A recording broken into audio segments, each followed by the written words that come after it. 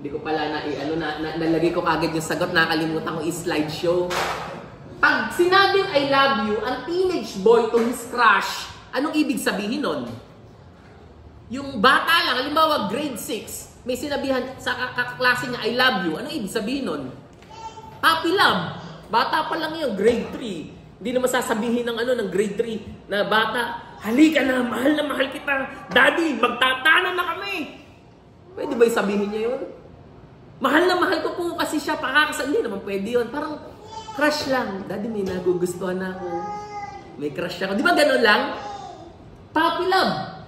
Pag sinabi naman niya ng mother to a child, yung salitang I love you, unconditional love. In terms of science, hindi siya nagbabago. Ang ibig sabihin niya, I love you is a phrase that conveys strong feelings of affection and care. Same meaning sila. Pero pag dinaan mo na siya sa art, nag-iiba-iba na siya. Iba yung puppy love sa unconditional love. Magkaiba yun. Nakukuha niyo yung meaning? Magkaiba yung husband to a wife for 50 years, committed love. Iba yun kaysa sa puppy love. Iba yun sa a man to his cars, I love this car. Iba yun. Hindi ko alam, hindi ako makahanap ng tamang term. Siguro parang like lang. Pero hindi mo gugustuhin magpakasal sa kotse mo, hindi mo gusto halikan ng kotse mo, hindi mo gugustuhin, di ba? Lalo na marumi. So, in terms of science, yung salitang I love you, deep affection, caring, pare-pares naman siya may caring, pare-pares naman siya may deep affection, pero nag-iiba na yung meaning according to the context. And that is art. Kaya ang hermeneutics is a science and art. Naintindihan po natin? Kumbaga, it is both science and art, yung hermeneutics. That's why it's a science and art of interpreting the text. Bakit? Bakit interpreting the text? Kasi hindi lang siya nag-a-apply sa Bible. Baka iniisip nyo to, baka iniisip nyo ang hermeneutics, Bible interpretation. Actually, hindi. Ang tawag natin sa ginagawa natin, biblical hermeneutics. Kasi ang hermeneutics, ginagamit din sa court of law. Sa pag-i-interpret ng batas. Kunyari, may mga text na inuunawa sila. May mga rules din yan. And it apply hermeneutics. Iba lang yung more on Pero it's the same na tinatawag nating hermeneutics. So, hindi siya invento. It is a prinsipyo. Rules. Kahit na kahit na sabihin natin Baptist ka, Assemblies of God ka, Christ Harvest ka, iisa ng ang hermeneutics, iisa ng rules. So wala tayong pagtatalunan diyan. Maliwanag po ba 'yon? May tanong kayo. Pwede magtanong ha, libre magtanong. May tanong, maliwanag. Gusto ko sana nagtatanong kayo, no? Meron po ba? Wala. So, naiintindihan natin, hermeneutics is the science and art of interpreting the text. Okay. Yan, diniscuss na natin yan. Therefore, hermeneutics provides a strategy that will enable us to understand what's the author intends to communicate. Ang hermeneutics isa siyang tool na nagbibigay sa atin para ma-interpret natin yung text. Ano siya? Principles. Set of rules. Yun yung hermeneutics. No? Provide a strategy that will enable us to understand the author intends to communicate. That is hermeneutics. Ano yung exegesis? Ano yung kaibahan ng hermeneutics sa exegesis? Exegesis is the determination of the meaning. Ito yung meaning na ng text, of the biblical text in its historical and literary context, that is exegesis. Okay? Pinipicture niya ba? If hermeneutics consists of the principles, kasi sabi natin, ito yung mga prinsipyo yung way of, rules of interpretation, everything, which the meaning is determined. Exegesis is the actual interpretation of the text. Ito yung meaning. Kaya gusto mong alamin yung meaning ng text, gagamitan mo ngayon ng rules. Gagamitan mo ng hermeneutics. Naiintindihan po ba? Yung Bible kasi, may meaning na yan. Sabihin, kaya nga ine-exegete natin exegesis, kukunin mo yung meaning ng text para maintindihan mo yung meaning ng text. Gagamitan mo ngayon siya ng tools ng hermeneutics. Maliwanag. May tanong? Wala. Very good kayo. Ang talino. Ay, sige po. Itatanong ko lang po sa most applicable yung hermeneutics sa pamaraan ng pag-deliver ng messages like yung textual. Sa lahat po, ay, sorry po Sige. Opo, sa lahat po. Kasi, yung tinatanong niyo po is the homiletics. Yung pong, mamaya, sige po, i-ano ko i-post ko yung tanong niyo kasi susunod ako dun Okay, sige. Ito naman, exposition. Exposition is the communication of meaning of the text within relevance to express to the present day. Ito naman, kino-communicate mo na yung meaning. That is the exposition. Pumasok ka na sa homiletics. Kung kanina, yung sinasabi natin, yung meaning of the text is the exegesis. Yung prinsipyo, paano mo kukunin yung meaning is hermeneutics, you apply the rules. Yung pag kinommunicate mo na yung truth, kinommunicate mo na, that is exposition. Meron dalawang uri yan, yung homiletics tsaka yung pedagogy. Pedagogy. Ano ang tawag dyan? Nalilito ako. Basta, yung isa preaching, isa teaching, para madali. Ganun lang naman yan Yung isa preaching, isa teaching. Both yan nangangailangan ng hermeneutics. Kasi, kukunin mo ang meaning. I-communicate mo ang truth. Hindi mo mako-communicate yung truth kung hindi mo nakuha yung meaning. Yung exegesis. Para makuha mo naman yun, gagamitan mo ng hermeneutics. Maliwanag po? Yung Bible, meron siyang truth, meron siyang meaning, para maintindihan mo, yung i-exegete mo, para ma-exegete mo, gagamitan mo na yung rules, which is called hermeneutics.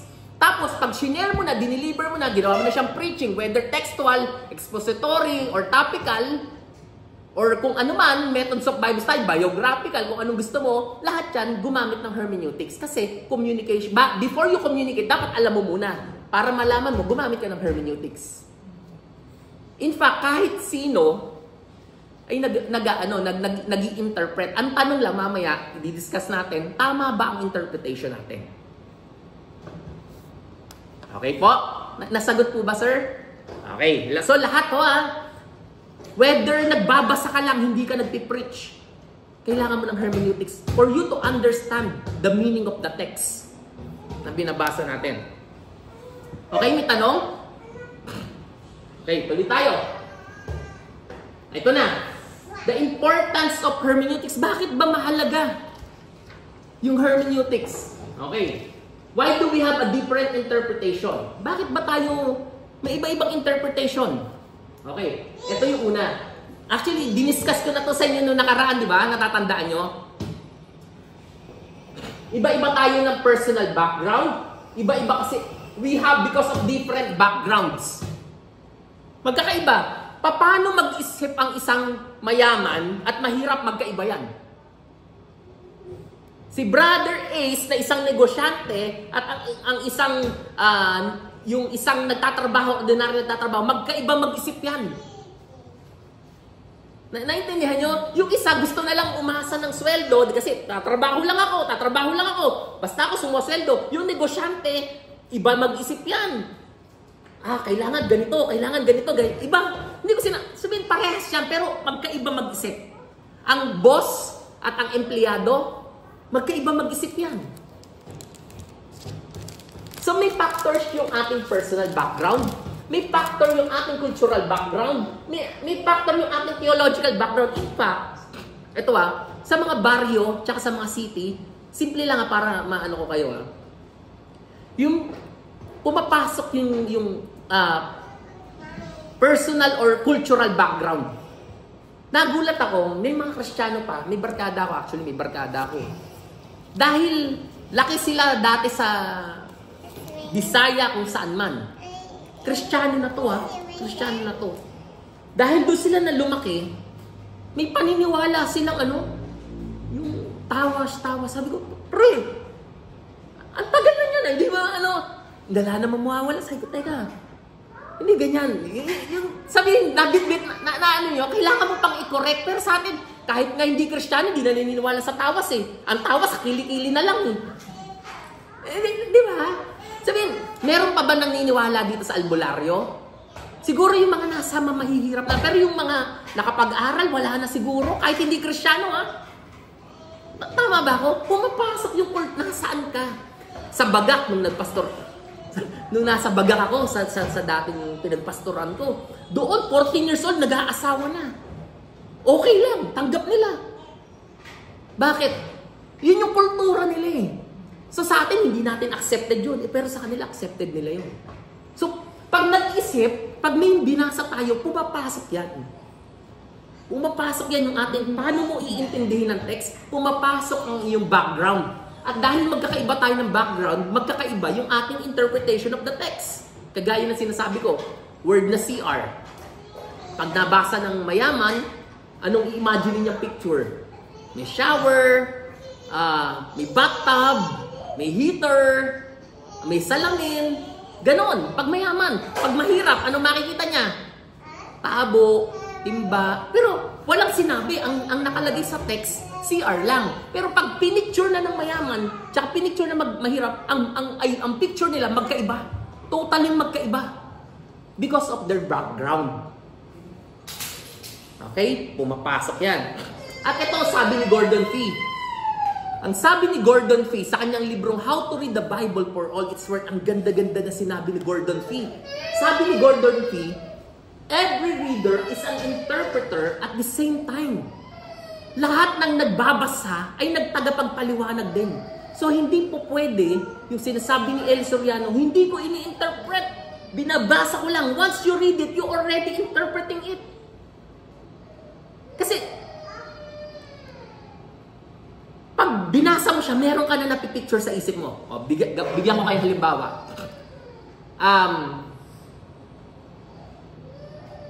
Kotse. Kotse. Paki-picture mo sa akin, Brother Ace, describe mo sa akin kung ano ang kotse.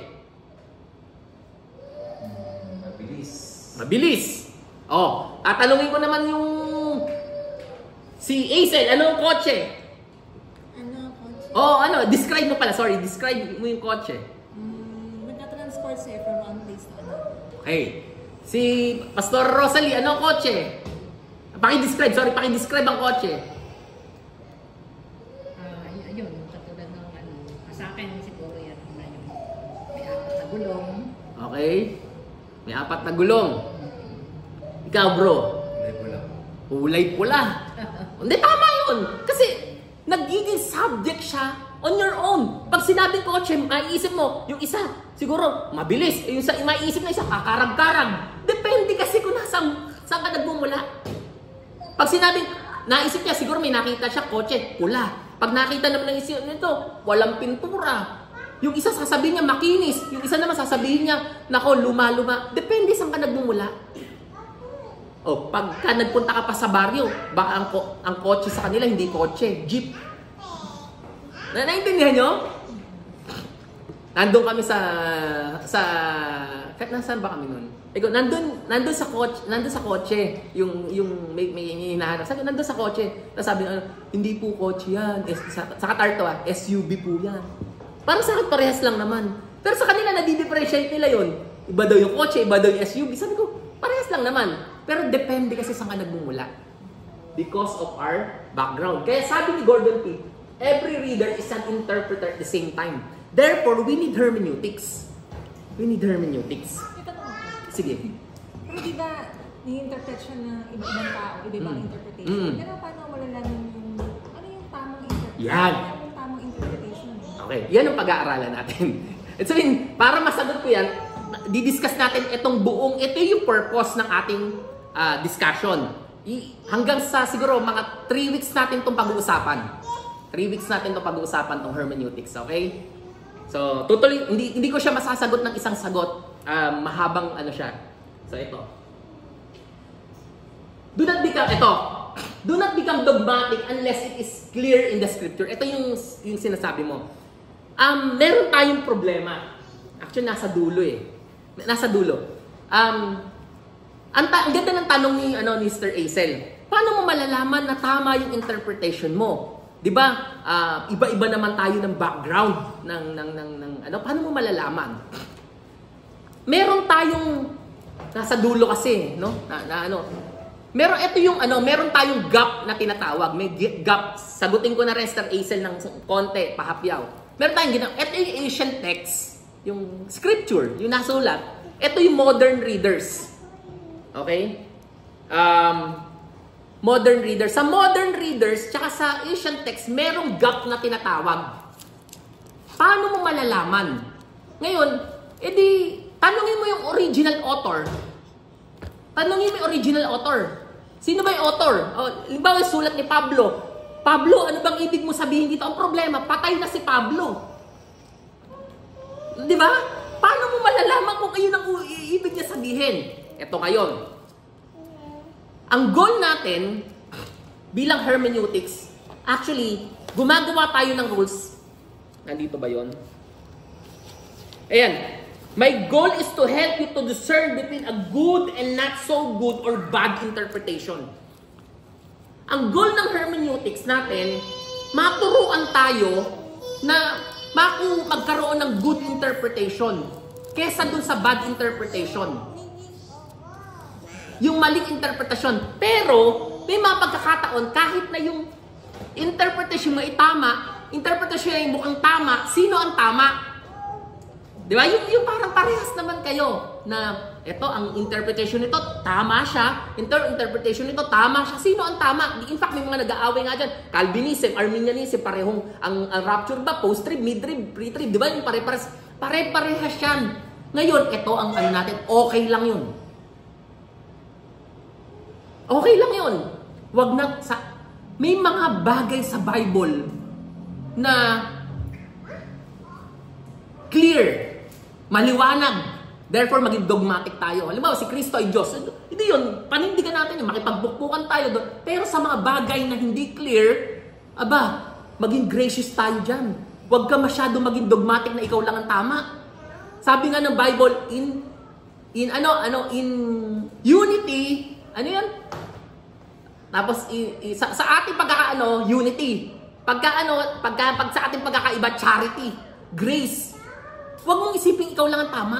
Kasi bibigyan ko kayo halimbawa para makita nyo yung interpretation. In 2 Thessalonians chapter 2, verse 7, nasa outline ko talaga. Alam ko iisipin ni Mr. Azel eh. In 2 Thessalonians chapter 2, verse 7, for the secret power of the lowliness is already at work. But the one who is now holds its back will continue to do so till he is taken out of the way. Ano yung the one? Ano yung the one dyan? Sa ibang translation, restrainer. Sabi daw, yung gumagawa ng the secret, may gumagawa na yung kadiliman, yung kadiliman. Kasi hindi pa siya, hindi pa nagmamanifest. Kasi may pumipigil. Sino yung pumipigil? Sino yung pumipigil? May mga, Okay, Holy Spirit. Meron pang ibang views? Church. Meron dyan mga views. Ang tinutukoy daw dito, kahit mga Bible commentators, mga theologians, ang iba tinutukoy, tama, Holy Spirit. Kasi hanggat hindi pa dumarating, pag binasa niyo yung whole context niyan, yan yung ilalantad ng Antikristo yung kanyang sarili. Pero hindi pa raw nangyayari kasi may pumipigil. Sino yung pumipigil? According to some, that is the Holy Spirit. Kasi nandiyan pa yung Holy Spirit kaya hindi pa niya magawa yan. Aakyat yung Holy Spirit, magagawa niyan. Yung iba naman, church, kasi nandito pa yung church. Kasi tayo ang salt of the earth, light of the world. Therefore, hindi siya mag-spread kasi nandiyan yung nandiyan pa yung church. Sino ang tama? Hayaan na natin. Ang mahalaga, wala tayo sa bad interpretation. Kaya, hindi tayo pwedeng maging dogmatic. Ito yan, church yan. Hindi, ito yan, Holy Spirit yan. Okay lang. Ang masama, wala ka sa bad interpretation. Hello? Hindi ka pwedeng maging dogmatic dyan. Hindi mo pwedeng papakipaglaban niya na ito na. Kasi nga, tanongin mo si Pablo. Problema, patay na si Pablo. Kaya ang goal ng hermeneutics, talagang nakikibasa lang tayo, mailigaw tayo. Hindi tayo, maalis tayo dun sa kaligawan. Na hindi tayo maliligaw dun sa tama. Okay? Kaya nga may mga nag-aaway, hindi talaga tayo pwedeng unless the Bible is dogmatic. Therefore, we must be. Ano yung mga bagay na yun? Si Kristo ay Diyos, yung mga maliliwanag. Yung mga walang pagtatalunan. Pero doon sa may mga pinagtatalunan, kung ito stand mo, okay lang. Re-respetuhin kita. Kung ito stand ko, respetuhin mo. Magrespetuhan tayo. Huwag mong ipilit ang paniniwala mo. Lalo na kung magkapatid kayo sa Panginoon. Magpipilitan kayo ng paniniwala. Hindi. Bible nga eh. Nakikibasa lang tayo. Sana may natututunan tayo rito na hindi lang tayo ang tama, hindi exclusive ang ano sa atin. Pagka ganun, may tama tayo. Okay? Sabihin, ano lang po talagang mamaya papakita ko sa inyo ano yung role ng Holy Spirit na napaka-importante na para maunawaan natin yung salita ng Diyos. Okay. Okay po ba? May naintindihan? Okay. Why do we have a different interpretation? Number 2, because we have a tendency to jump into conclusion. Kaya may iba-iba tayong mga interpretasyon kasi pag may nabasa, ito yun. Yun. May conclusion ka agad. Alam niyo, natatandaan niyo yung dalawang word, yung exegesis. Ang exegesis, ibig sabihin sa method that's based on reader's idea. Ay, hindi. Eisegesis pala yan. Sorry. Mali. Eisegesis yan, hindi ko na-edit. Eisegesis to hindi to exegesis Eisegesis based on the reader's idea. Ang eisegesis, yung kaisipan mo, nilalagay mo sa scripture. Hindi exegesis kinokorek ko Eisegesis, E-I-S-E-Jesus. Yun. Ito, exegesis, method interpreting a text that based on the original context. Yun ang exegesis. Okay? Ang goal natin, hindi eisegesis, exegesis. Makakuha natin ano yung meaning ng text. Hindi mo siya bibigyan ng meaning, yung text, hindi mo siya i-interpret kagad, yung madalas natin ginagawa, kundi, sabi natin, tatanungin natin yung text, hayaan natin magsimula. That's the exegesis. Okay? Example, in Matthew chapter 3 verse 11, dalas natin kasi magja-jump into conclusion, Pastor, okay lang. Sige. Inaano ko 8:30.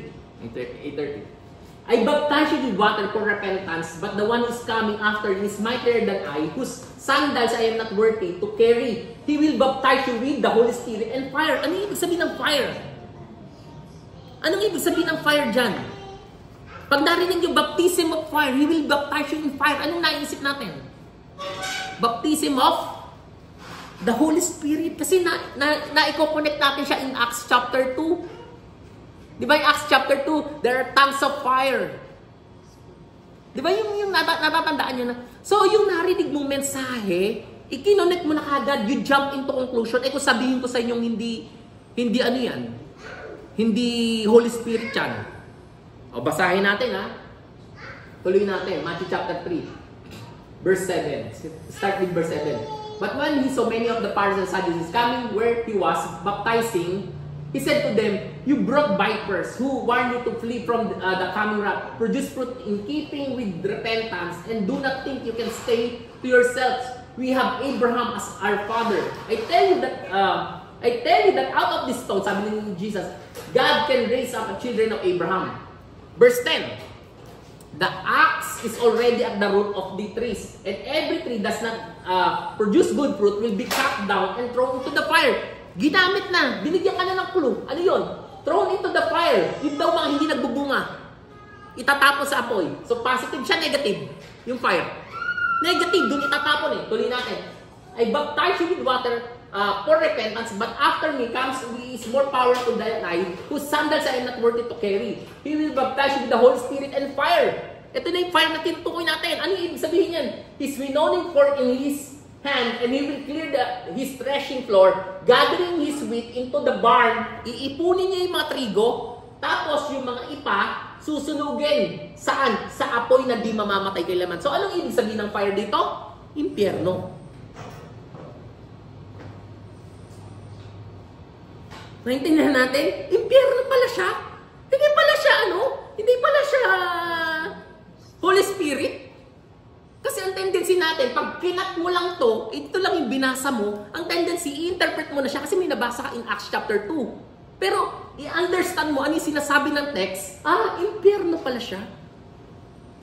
May tendency kasi tayong mag-jump into conclusion. Kaya, nag-iiba-iba tayong interpretation, pero dapat hindi tayo ganun. Kaya nga, yung sinasabi natin, i-clear mo na yung mind.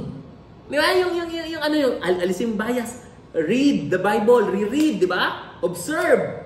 Siguro dahil din sa word ng baptize. Yes, tama. Kaya, kinoconnect dun sa para yung Ano nga yung parang dahil may ano ko na naman, yung neuropathways, ang hilig sa neuropathways sa utak natin. Yung may brain, yung ating utak, kunyari, nagda-drive ka, di ba? Pag, kunyari, nagda-drive ka, na-experience yun na yung mag-drive, yung may iniisip ka, pero dahil yun lagi yung ruta mo, yun yung pinuntahan mo, na-experience nyo na ba yun? Autopilot. Ayun, nag-autopilot ka na. Parang dahil nabasa mo na yung baptism of fire, nag-autopilot siya, ito ibig sabihin nun. Pero hindi. Kaya nga ang rules, ang una natin sinasabi, pag magbabasa ka ng Bible, alisin mo muna. Tanong ka lang plain. Tanongin mo yung text. Naliwanag? Tuloy natin. Okay.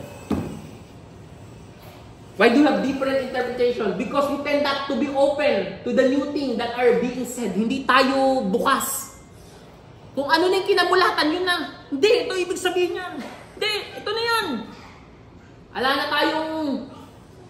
Ito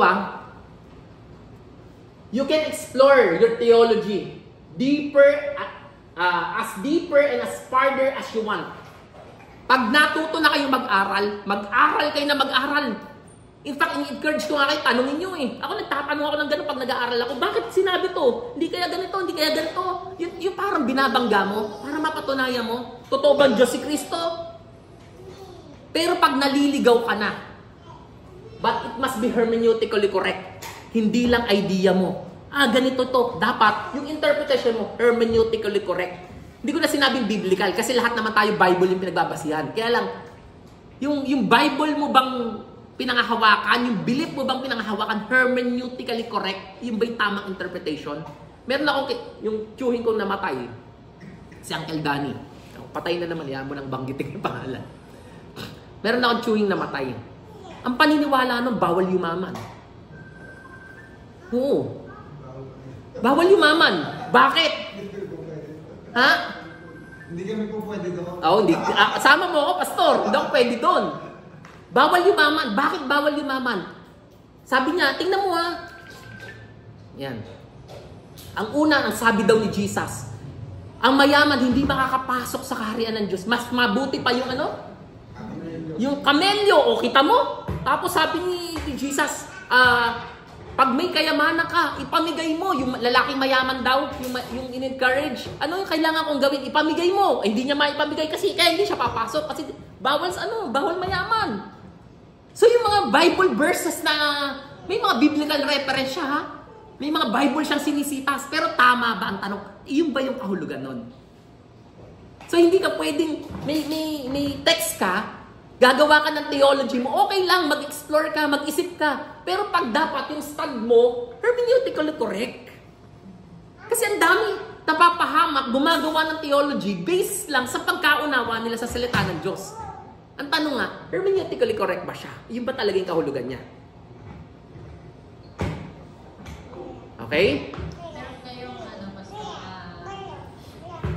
di ba yung yung mga concordance meron iba-ibang sumulat doon. Pagdating sa hermeneutics, meron bang isang tamang yung author ba, meron ba kami kailangan hanapin para malaman namin yun yung interpretation na tama? Well, ganito. Hermeneutics is the study of text. Okay, sabi natin, that is the principles, the study of text. Marami kang book na mababasa about hermeneutics. Gordon Fee, isang libro na gustong-gusto ko. Gordon Fee, How to Read the Bible for Its Worth. Kung makakabili kayo, bumili kayo. Marami rin online. Maraming nagtuturo ng hermeneutics. Pero makakahanap ka ng isang libro, walang magtuturo nun. Kasi kahit ako hindi ko yung maituturo sa inyo, lahat ng interpretation, hindi ko maituturo yun. At hindi ko rin alam yung maraming interpretation. Inaaral ko lang din. Pero hindi ako maliligaw. Bakit? Alam ko ang rules. Ang ituturo ko sa inyo, rules. Hindi ko sa inyo ituturo yung mga ano yung interpretation ng bawat text, hindi ko magagawa at hindi ko goal yun. Kasi kahit ako may mga text din na mahirap sagutin. Pero ang maituturo sa inyo, rules, principles, para kayo, pag nag-interpret kayo, hindi kayo maliligaw. Malalaman nyo rin, ma-identify nyo, ito maling katuruan kasi bad interpretation, ito good one. Okay? So, ang ituturo ko, rules, hindi interpretation ng bawat text kasi hindi ko magagawa at walang gumagawa nun. Okay po? Sige. Nasagot ko ba, Pastora Aya? Okay, sige po. Salamat. So ito ha, okay lang mag-explore. Pag natututo kayo, sige, mag-expound kayo ng theology. Sige, laliman yung pag-aaral nyo, okay lang yun. Pero pagka siguraduhin yung hermeneutically correct, hindi lang based on your understanding. Okay? Pag di kayo sigurado, magtanong kayo sa pastor nyo. That's the best one. Magtanong kayo. Pastor, tama po ba? Kasi nilagay yan sa atin ng Diyos to oversee us. To oversee us. To guide us, pastor, is to shepherd us. Kaya magpapastor tayo. Pag kami mga natututo na tayo, alam nyo, ito sana hindi nyo maranasan yung naranasan ko. Kasi nung natuto ako ng hermeneutics, sa totoo lang, yumabang ako. Hindi, totoo lang. In fact, pag may mga, nung bago, pag kami mga hindi yan hermeneutically correct. Mga ganon, di ba? Kasi may 4 stages daw ng learning. Una yung tinatawag na freshman. Yung freshman, parang uhaw na uhaw ka. Lahat ng learnings, gusto mong, ang ganda, lahat gusto mong aralin. Yung pangalawa, sophomore. Yung sophomore, dahil natuto ka ng kaunti, parang alam mo na lahat ng bagay. Alam ko yan. Lahat ng bagay, parang alam mo na. Yung junior, alam mo na yung mga alam mo pa yung hindi mo alam. Alam ko na yan, pero marami pa akong dapat matutunan. Yung senior, alam niya yung marami pa siyang dapat matutunan, pero yung mga alam niya, sineshare niya na. Sabihin, yung alam ko, ibibigay ko na sa inyo, pero marami pa rin akong hindi alam. Kasi talagang ganun, marami pa tayong hindi alam. Anyway, ang goal ko lang, para sa atin, sineshare ko na sa kanyo, inuunahan ko na kayo, hindi pag natuto tayo rito ng kaunti, parang ikikritik na natin lahat ng tumatayo, i-judge na natin, mali yan, hindi iyon. Kasi sasabihin ko na sa inyo, naranasan ko na yun, at huwag nyo na sana maranasan yung pagkakamali ko, at marami na kami nagkamali doon. In fact, hindi lang ako, marami din ako mga kakilalang gano'n na natuto ng kaunti, yumabang na. Habang tumatanda ko, naiintindihan ko, marami pa akong dapat matutunan. Okay? So, yan. Pang-apat. Yun, sige. 8:30. Pang-apat, because we have a tendency to understand the part and not the whole. Yung ano lang, ang gusto lang, pag naintindihan natin, kaunti lang. Tapos bibigyan na natin ng kahulugan. It is the whole that gives the part, it is the whole that gives the part the meaning. Ito, may papakita ko sa inyo. Alam niyo yung kantang to? Kanta yan noong 1980s. Ayan. Sige, kantahin nga natin. Paano yan? Lift Jesus higher. Ano yung higher and higher? Lifting up in the world is in. Nakalimutan ko na yung lyric. He said, if I be lifted up from the earth and the throne. Yan, kanta yan noong 1980s. Pag nakakanta mo yan, ibig sabihin matanda ka na. Hindi, matandang Kristiyano ka na. Kasi yan, hindi nyo alam yan. Ayan. 1980s yan. 1980s yan. Kinakanta yan. Lift Jesus higher, higher and higher. And the world is see. He said, if I be lifted up from the earth, I will draw all men unto me. Hindi ko alam yung tono. Anyway, yun yung ano. Saan ba galing yan? Biblical ba yan? Yes. Nasa Bible yan. Basahin natin. Nasa John chapter 12, verse 32 yan. And if when I lifted up from the earth, will draw people to myself. Yun yan. Sabi ni Jesus, and when I lifted up from the earth, will draw people to me. Pag ako'y naitaas, ang mga tao'y lalapit sa akin. Understand the context. Pag-aralan natin. Jesus said, this voice was for your benefit, not mine. Now this is the time for judgment on this world. Now the prince of this world will be driven out.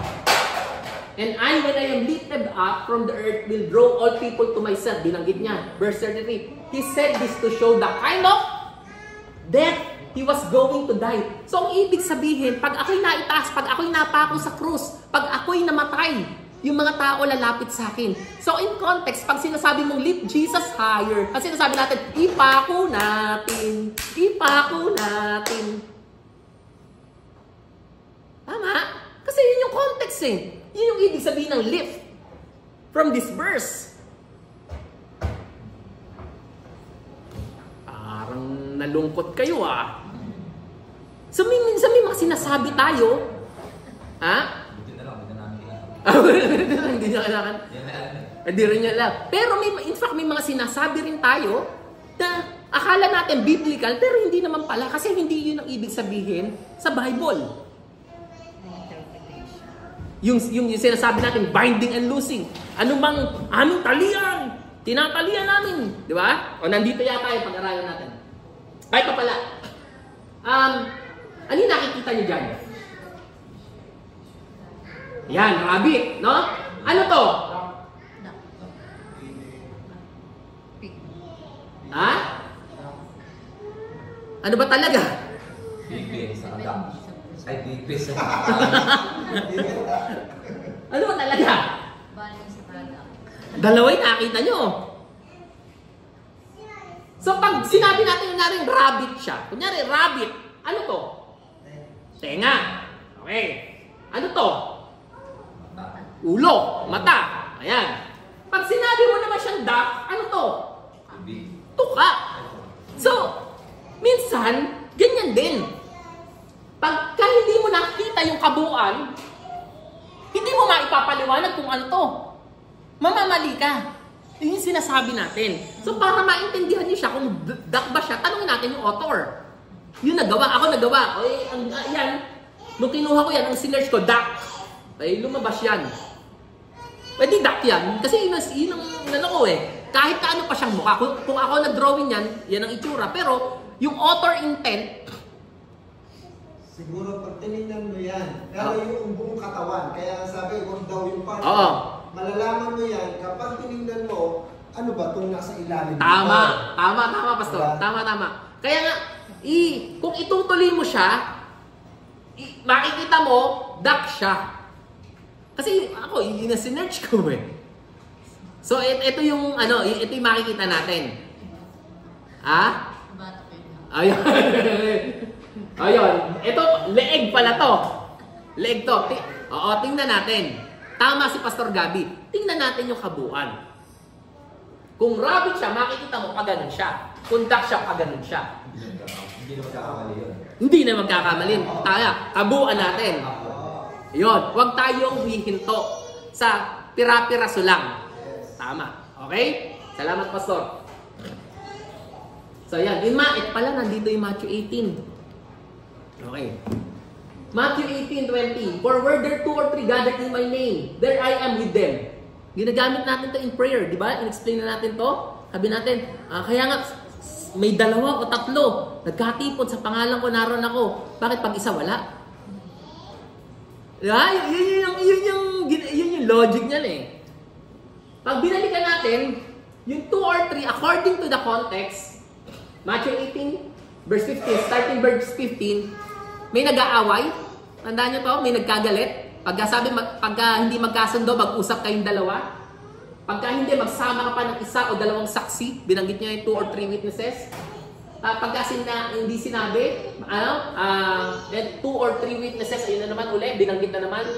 Tapos sabihin nyo na sa church, pagka hindi pa siya nakinig sa church, ituturing na siyang pagan or tax collector or sa madaling salita, i-DBA na siya dahil ayaw niyang kilalanin yung authority ng church. Ayaw mo makinig o sige, tanggal ka na.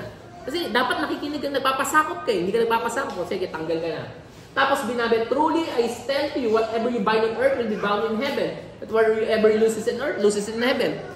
Yung power ng church ang pinag-uusapan. Then, for 2 or 3 gathered in my name. Ano yung pinag-uusapan? Yung ginawang decision ng church. Ang sinasabi dyan, walang kinalaman niya sa mga demonyo. Ang kinakalaman niyan, yung power ng church. Pag nagkaisa kayo, kasama niyo ko. Walang kinalaman sa demonyo. Maliwanag? Okay. Tuloy natin. Number 5. Matatapos na tayo. Because we tend to read our ideas back into the Bible. Ito. Do not interpret your ideas based on the Bible. Sandali. Huwag mong i-interpret ang karanasan mo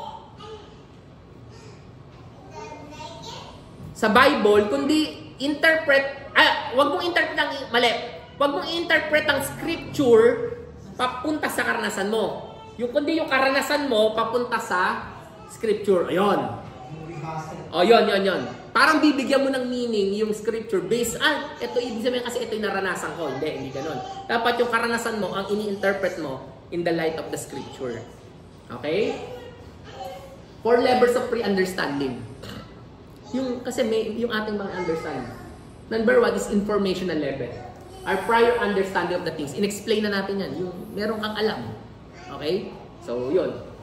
Tapos, nabibigyan mo na kagad siya ng meaning based on your information. Yan. Pangalawa, emotional level. Our disposition, how we feel. Yung emotions niyan, alam niyo ba, pag nagbasa tayo ng Bible, based on our emotions, nabibigyan natin ng meaning. Yung kung ano yung nararamdaman mo at that moment. Halimbawa, pag nanliligaw ka, kunyari, bago mag-asawa pa lang, binabasa natin, Book of Songs. Wow! Song of Songs. Pagka matagal na raw, binabasa? Lamentations? Biro lang. Pero yung sinasabi natin, yung ating damdamin, pag nakabasa ka, parang, malungkot ka, tapos ito yung nabasa mo. Di ba? Meron daw tao, ito may kwento lang, narinig ko lang tong kwento, hindi galing sa akin. Meron daw tao, babae, meron siyang meron siyang pinagpe-pray na lalaki. Sabi niya, Lord, bigyan niyo na nga po to sa akin, sana po maligaw sa akin to. 1 year, wala pa rin. Pray uli siya. Lord, mas marugdob ang pagpe-pray niya. Wala pa rin. For 3 years, sabi niya, Lord, bigay niyo na po sa akin to. Ganto, bigay niyo na. Talagang pray na siya. Wala pa rin, 3 years na. So, ginawa niya, kung siya ng Bible. May Bible kayo dyan. Pero nga ng Bible mo. Yan. Yung ginagawa ng marami sa atin. Lord, ano ba talaga? Lord, magbabasa ako. Magsalita po kayo kasi 3 taon na eh. Binuksan niya yung Bible niya, tinuro niya. Basa. Then he told a man had a fig tree growing in his vineyard, and he went to took for a fruit, but did not find any. So he said to the man who took care of the vineyard, for 3 years! Di ba 3 taon na siya nag-pray? For 3 years now, I've been coming to look for the fruit of the fig tree and haven't found any. Cut it down! Why should it use for the soil? Tuloy natin. Sir, the man replied, leave it alone for 1 more year. So parang yung ba ibig sabihin nun? Yung ating damdamin, pag nagbabasa tayo, pumapasok, no? Pumapasok. Ito pa, we should not interpret the scripture in the light of our experience. Instead, we must interpret our experience in the light of the scripture. Hindi ko alam kung nabasa niyo na yung book ni Mary Baxter, Revelation of Hell, kapahayagan tungkol sa impyerno. Nabasa niyo na yun? Okay. Doon sa book na yun, dinidescribe kung anong impyerno. Si Mary Baxter, namatay siya. Nabasa niyo na yun? Nabatay siya. Tapos napunta siya sa impyerno. Nung nabuhay uli siya, hindi ko alam kung dream ba o ano, basta natanda mo yan. Sumulat siya ng libro. Dinidescribe niya yung impyerno. May kamay, may paa, may gano'n, no? Ngayon, marami diyang nag-i-interpret na nung panahon na yun, na ang impyerno daw, yun ang itsura. Saan sa Bible yun? Hindi, sinabi ni Mary Baxter na karating ng impyerno. Hindi pwede. Hindi mo pwedeng panghawakan yun. In fact, kasi wala sa Bible yun. Yung experience mo, hindi mo dapat na i-interpret ang scripture based on your experience, kundi yung experience mo, ang papakinggan mo, tama ba siya sa sinasabi ng salita ng Diyos. Ito kasi, firm to, hindi to magbabago. Yung experience natin, pwede magbago-bago. So ito, ang titingnan mo para masabi mo, mali o tama yung aking karanasan. Okay? So yung pattern, dapat yung Bible ang pattern, hindi yung experience. Yes, tama. Yun yung yung authoritative eh. Ang authority sa buhay natin, Bible. Hindi experience. Okay? Number 3, ideological level, or mental framework, or ito, nakaka-affect ito. Kung ano yung paniniwala mo. May kinukwento si pastor, isa sa pinapanood ko. Sabi niya, yung isang member nila, pag nagpe-pray, leader na to sa church ha. Pag nagpe-pray daw, "Oh Lord, creator of heaven and earth, administrator of the heavens," mga ganyan. Sabi niya, maganda yun, pero bakit ganun? Sabi niya, tawagin mo na lang, Father. Pero ang tawag pa rin, God of the heavens, Father. May problema siya, hindi niya ginagamit sa yung Father sa Lord. Bakit? Ni-rape pala siya ng tatay niya. So yung understanding niya about Father, masama ang Father para sa kanya, masama yung tatay. Therefore, mabuti ang Diyos, hindi siya Father. Kaya iniiwas niya. So yung ideal, yung karanasan mo, yung idea mo, yung framework mo, yung ideology mo, minsan pumapasok sa scripture, pumapasok how you view the scriptures. Natandaan niyo minsan nagturo ako ng yung about love, yung kanilang meaning ay mali because of their idea na masama, yung Gnosticism. Nagbago yung meaning na si Jesus hindi totoong nagkatawang tao kasi masama ang flesh. So yung idea nila pumapasok how they interpret the scripture. Though they believe in Jesus pero hindi sila naniniwala nag-incarnate talaga o nagkatawang tao si Jesus. Para sa kanila lang daw yung spirit. Kasi nga masama ang flesh. Paano magpupunta si Jesus? So pumapasok. Okay? Pumapasok. So yan. Pang-apat yung methodological level. The methods we employ in understanding something which can predetermine the outcome. Ito, may lower criticism na tinatawag, yung methodology, tsaka may tinatawag na higher criticism. Yung lower criticism, ito yung ginagawa natin. We ask, sino bang author niyan? Ano ba yung background niyan? We create, yung natin, that is lower criticism. May tinatawag na higher criticism.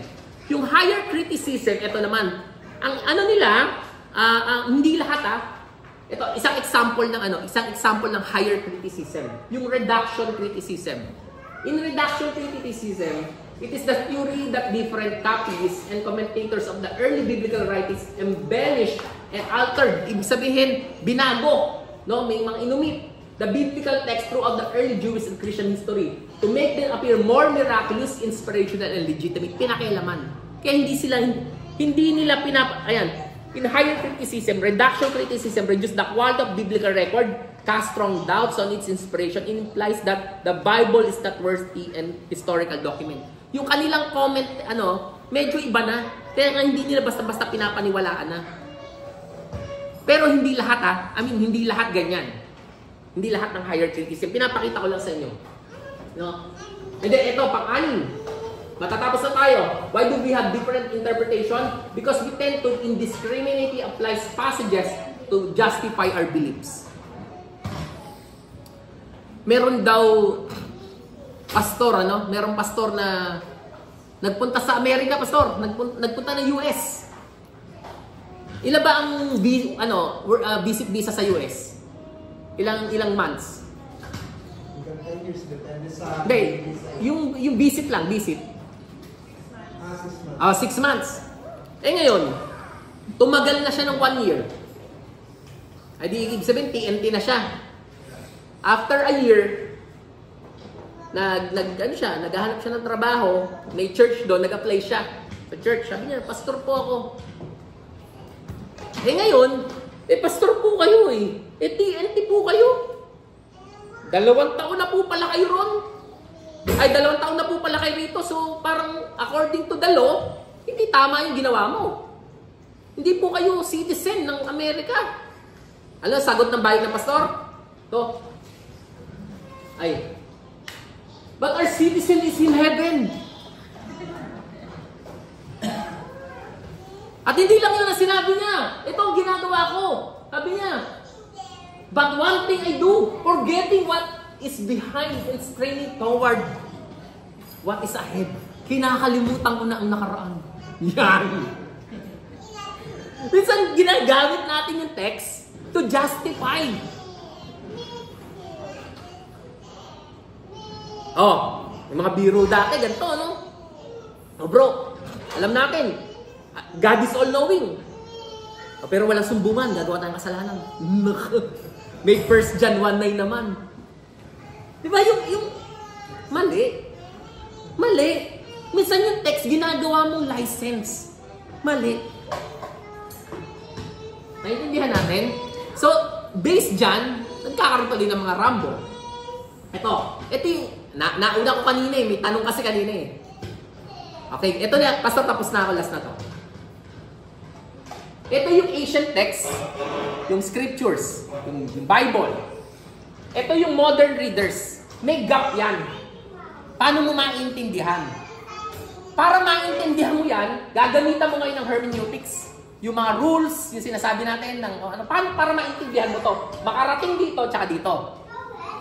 So hindi po pwedeng basta na lang basahin mo kasi modern ka ni. Meron niyang historical, imagine mo ilang authors ang Bible, more than 40 authors. Naisulat siya in 400 years. Ay, 1600 years, 1600 years. Tapos, in 3 different language. Tapos, in 3 different continents. Alam niyo ba yun, sa Asia, sa Africa, some parts of tsaka sa Europe, naisulat ang Bible. So, matindi ang pinagdaanan. Paano mo ngayon maintindihan? Gagamitan mo ngayon ng hermeneutics. Kahit na itong totoo, kahit gamitan natin ng hermeneutics, yung sinasabi ko kanina, ang hirap, may mga text na mahirap pa rin maintindihan. Unless na it is clear, na talagang pinakita ng text, maintindihan mo. Pero may mga tanong pa rin tayo, bakit ganito? Bakit ganito? Alam mo, ang hirap, di ba? Kaya ang ano lang natin, hindi na mamakoy talaga, yung huwag tayo mapunta sa bad interpretation, kundi dun tayo sa good interpretation. Pero ang pinakadulo niyan, we need the Holy Spirit. Ang Holy Spirit ang author ng Biblia.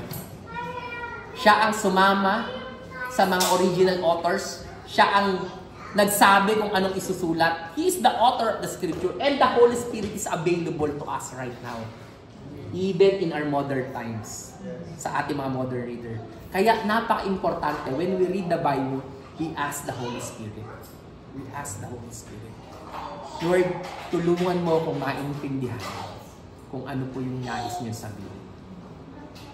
At mabait naman ang Diyos, ang Banal na Espiritu. Titiyakin ko sa iyo, tutulungan niya tayo na maunawaan yung kanyang sinulat dahil isa sa kanyang ginagawa is to illuminate us. Pag-uusapan natin yan next week. Yung illumination at yung iba pang mga detalye patungkol dito sa hermeneutics. Okay? Let us pray. Lord, thank you po for this day, Lord God. Sa mga napag-usapan namin, Lord God, how to interpret the scripture. Help us, Lord God, na maunawaan ito. And next week, Lord God, tulungan mo kami maging excited pa, matuto pa, Panginoon, at maging mga mabuting katiwala mo, Diyos. Marami pong salamat sa iyong kapurihan, karangalan sa pangalan ni Jesus. Amen and amen. God bless you, God bless you. Yan, sakto ako, 8:30. May tanong pa ba kayo? May tanong ba kayo?